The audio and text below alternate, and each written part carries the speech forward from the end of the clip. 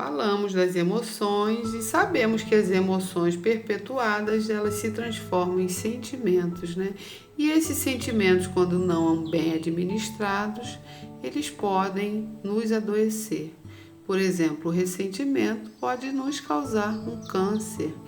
Pesquisas feitas nos Estados Unidos com mulheres que tiveram câncer na mama esquerda, ou seja, do lado do coração, essas pesquisas comprovaram que foram mulheres com histórico de ressentimento, né? Porque o sentimento de ódio, de vingança, todos esses sentimentos negativos e emoções mal administradas, atitudes desvairadas, sem controle, os vícios de todas as espécies, tudo isso causa desgaste no nosso fluido vital.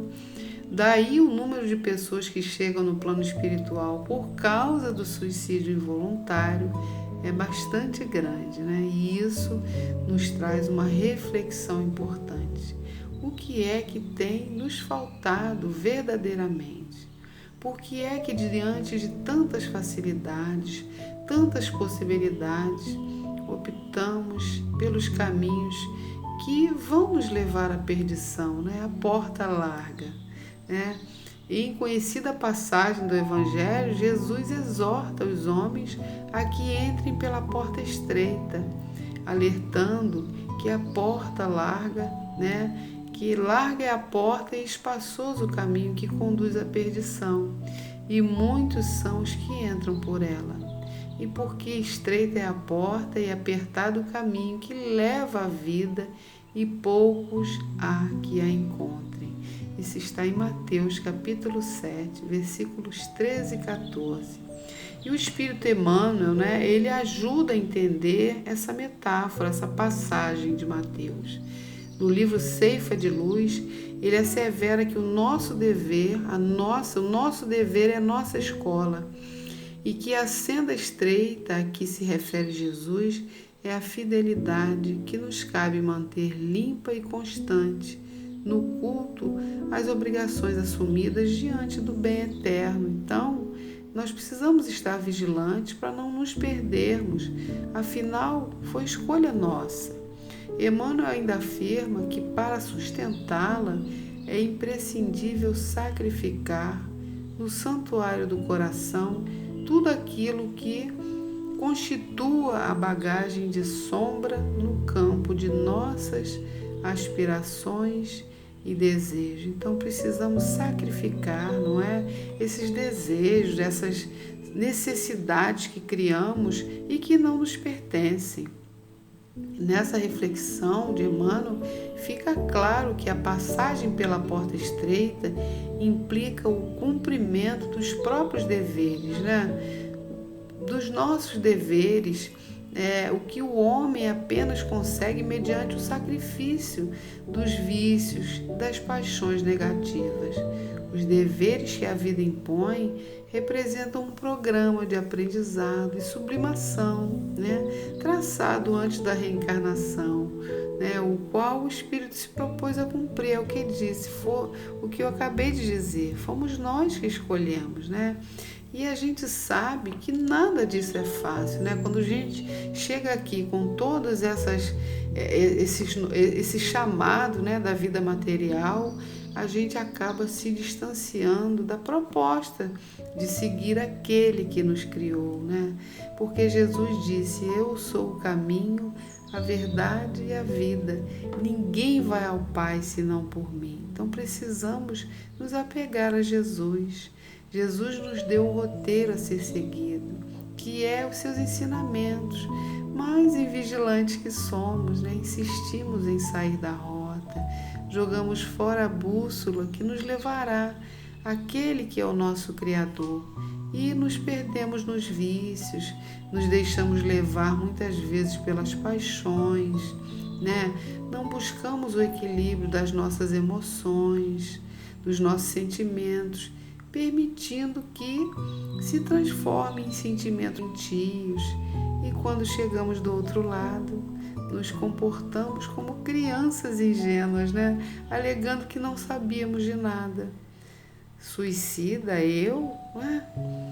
André Luiz, o espírito que tantas lições nos trouxe, quando desencarnou, ele foi recebido no plano espiritual como suicida. Por quê?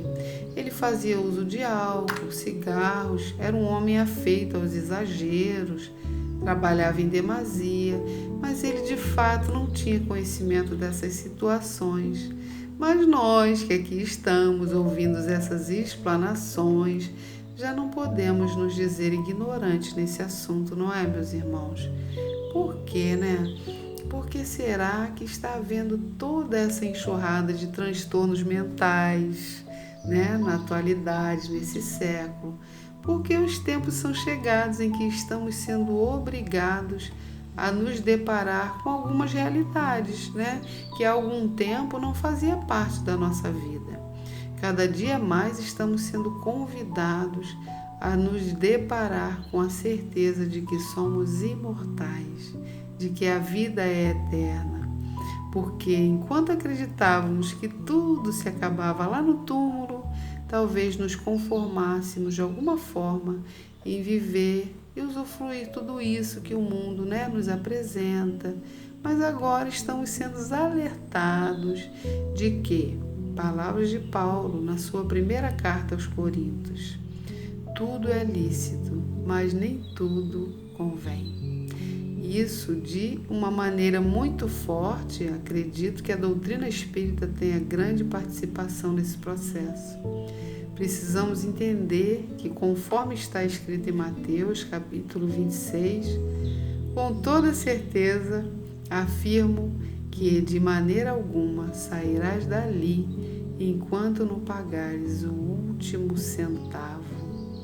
Certamente é o que tem revolucionado a humanidade, né? A certeza de que aqui regressaremos quantas vezes forem necessárias para concluir a nossa jornada a caminho do bem e do amor. Então, queridos irmãos, que busquemos Jesus hoje, agora. Não esperemos mais.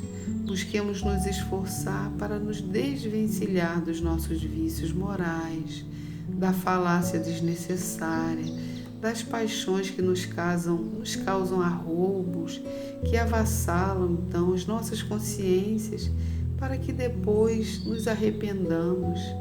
Busquemos Jesus, para que quando adentrarmos a vida espiritual, estejamos plenos e com a consciência de que fizemos tudo o que esteve ao nosso alcance e não sejamos acusados de suicidas, ladrões das nossas possibilidades de caminhar no bem. Jesus, nosso guia e mentor, caminho da nossa vida, condutor da nossa existência, te rogamos misericórdia para as nossas inclinações que, embora indesejadas, ainda cometemos. Queremos sim, Senhor, ser melhores, na esperança do teu amparo e do teu abraço acolhedor. Te suplicamos auxílio na nossa caminhada. Obrigada, irmãos, por esse momento. Que tenhamos uma semana de paz e muitas reflexões.